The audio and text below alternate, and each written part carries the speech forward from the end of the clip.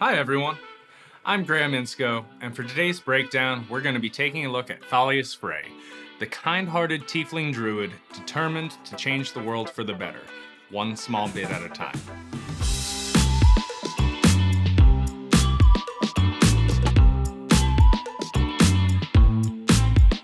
If you haven't yet checked out Thalias' full backstory, you can find it in the description, alongside a link to a free download of all of her custom character sheets. Thalias Frae is a wonderful example of what great power is supposed to look like, held in the correct hands. She was raised to seek out answers to her endless questions and share her newfound knowledge, to look for ways to make small differences, and to love others, and herself as well. Gods only know what sort of ancient history or magical mishap led to the mostly human girl being born a tiefling, and even those self-same deities might be at a loss when it comes to explaining her natural affinity for the power of the stars. But Thalias does not look at her gifts as anything other than that. Gifts. And the best kind of gifts at that, as they're the kind that can be shared freely with others. She's a testament to what a good village, or at least a ragtag family, can do for a child, and time will prove her capacity to share the lessons she learned with her parents and the traveling family with whoever she thinks might benefit from them. She knows that there are terrors both magical and mundane out there that she cannot yet imagine. But guided as she is by the stars and their magic, she is confident that she will be able to endure them.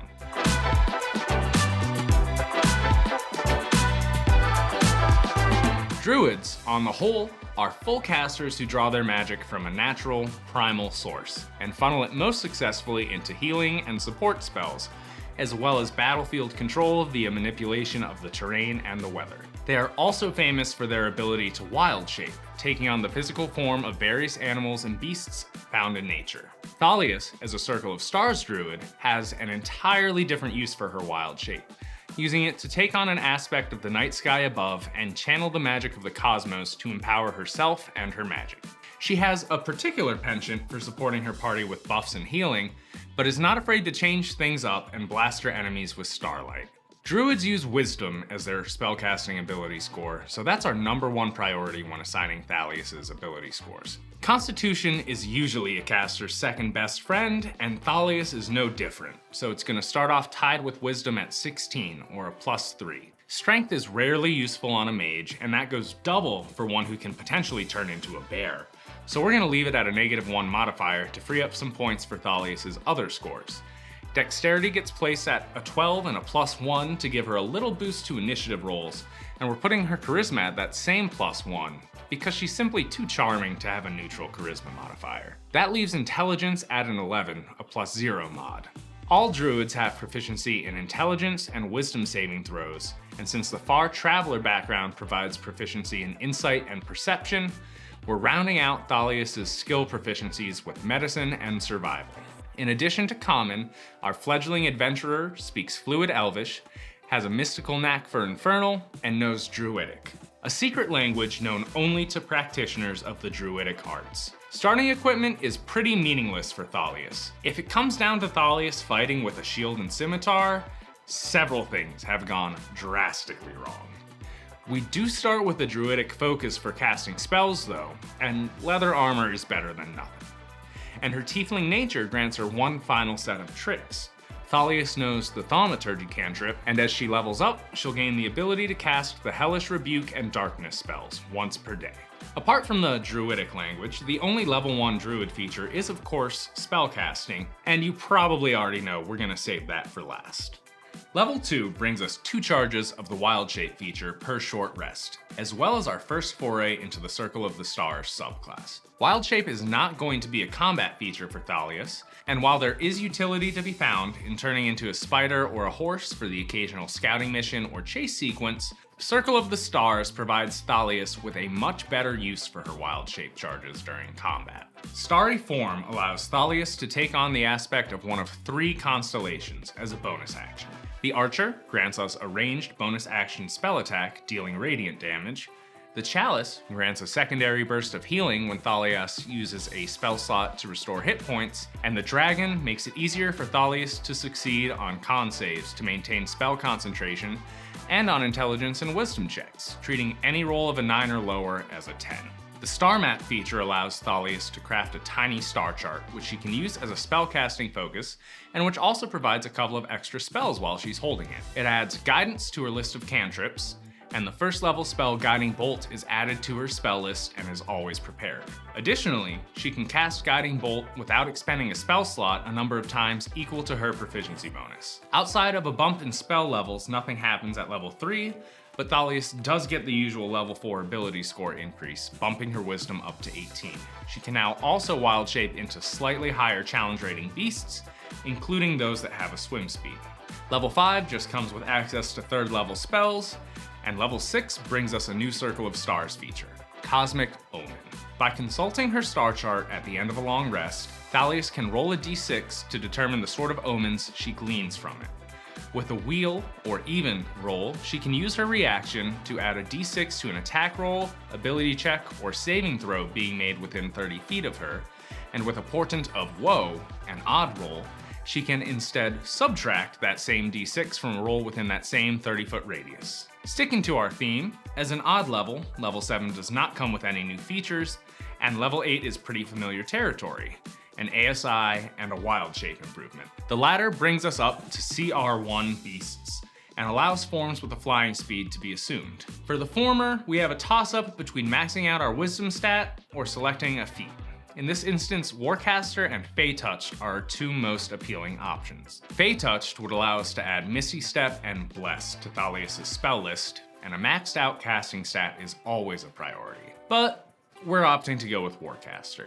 It makes it even easier for Thalias to maintain her concentration, even while not drawing on the constellation of the dragon, and it additionally allows her to take up her shield while still casting spells freely. It's not a huge bump, but Thalias' armor class is pretty abysmal, and every little bit helps. Level 9 is nothing new, although there are some pretty powerful spells now available for our young druid, and level 10 brings us one final subclass feature. Twinkling Constellations buffs each of Thalias' starry forms, while also allowing her to change her constellation of choice at the start of each of her turns, allowing her to change playstyles on the fly. The damage dice and healing dice of the Archer and Chalice respectively go up to 2d8 plus your wisdom modifier, and while channeling the dragon, Thalias now gains a fly and hover speed of 20 feet. Now for the wild world of spellcasting.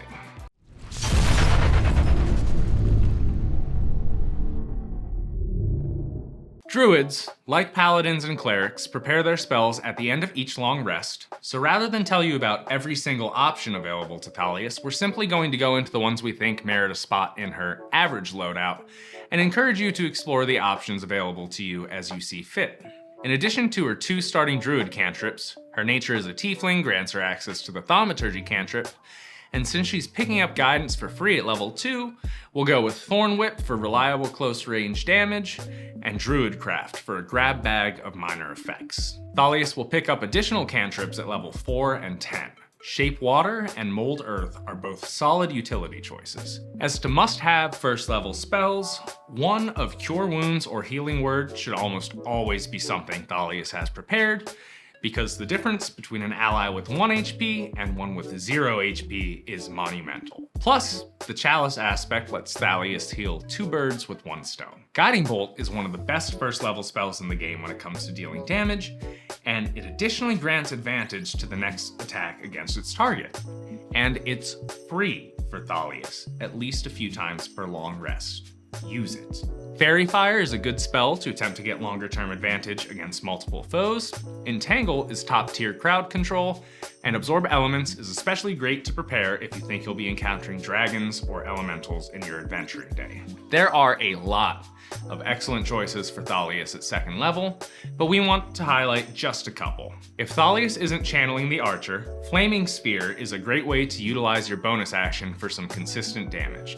Enhance Ability provides a big help for yourself or an ally if you can predict an essential or especially difficult skill check coming up, and Pass Without Trace should be taken on any day when there's any chance of the party having to make stealth checks. Spike Growth is pretty brutal, but it's great at making enemies reconsider the path they're currently on.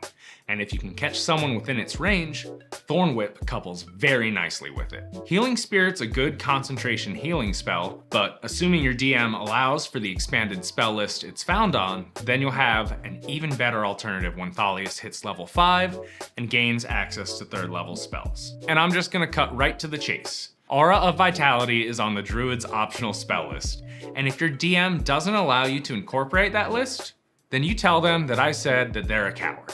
Anyway, if you can, take Aura of Vitality. It lasts up to a minute and allows you to use your bonus action to heal any creature within 30 feet of Thalias for 2d6 of healing. It's healing word, but it's concentration and stronger.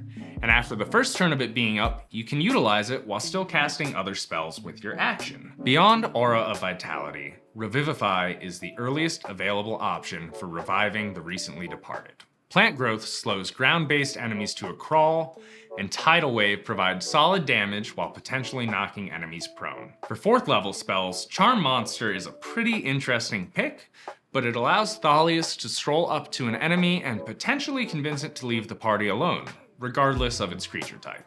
Plus, it's pretty on brand. Polymorph is pretty much the only must-have pick at this level, but freedom of movement makes certain environments much more manageable for martial characters especially. Wall of Fire makes for a good combination of control and damage. Blight's a decent single target damage option, but that's not necessarily Thalias' shtick to begin with, and it's 1 spell level away from being hopelessly outclassed. The 5th level spell, Cone of Cold, does the same damage and targets the same saving throw as Blight, but instead of dealing it against a single target, it damages everything in a 60-foot cone. And for those of you that have never played on a standard 5-foot grid, trust me when I tell you that covers a lot of ground. It's competing with a lot of solid choices at level 5, though. Commune with Nature allows you to straight up ask the DM for information about the environment and creatures within 3 miles of you, 300 feet of you if you're underground. Mass Cure Wounds is a good way to give your whole party a second wind during a tough fight, and Wrath of Nature bundles several crowd control and damaging effects into one 60-foot cube. Finally, Summon Draconic Spirit draws back to her backstory and her first lesson on the constellations, and it's a very strong summon without bogging down combat in the way that Conjure Animals and Conjure Woodland Beings does. It grants Thalias a damage resistance, deals some pretty solid damage in and of itself, and most importantly, follows its caster's commands without using any of their actions. It can also provide flight and mobility to Thalias, or serve as a mount for one of her allies. Just remember that if you do loan the spirit out to another PC, that it takes its turn and its movement immediately following Thalias' turn, as opposed to syncing up with her mounted allies. And with that, we're just about done with our breakdown of Thalias' mechanics and approach to the world around her. This strange girl from all over the place has a lot of power within her, and her allies should all be grateful that it's wielded by such a caring soul. Thalias may still have a lot to learn about the world outside of the traveling family, but learning is one of the things she's best at, and the world stands to learn nearly as much back from the young druid. Hopefully this has helped inspire you to take Thalias' story and expand upon it as you see fit. Thalias Frae is a natural caregiver and a supernatural force rolled into one, and we hope there's a place for that kind of energy, no matter what stories and settings she may find herself in. Thank you all for watching. If you're looking for more how-to videos or our other full character backstories, there's a link to the rest of the channel in the description below. Make sure you like this video and subscribe so you stay up to date on all of our content and new characters as they're released. And if you'd like to help us out even a little more than that, there's a link to our Patreon page in the description below.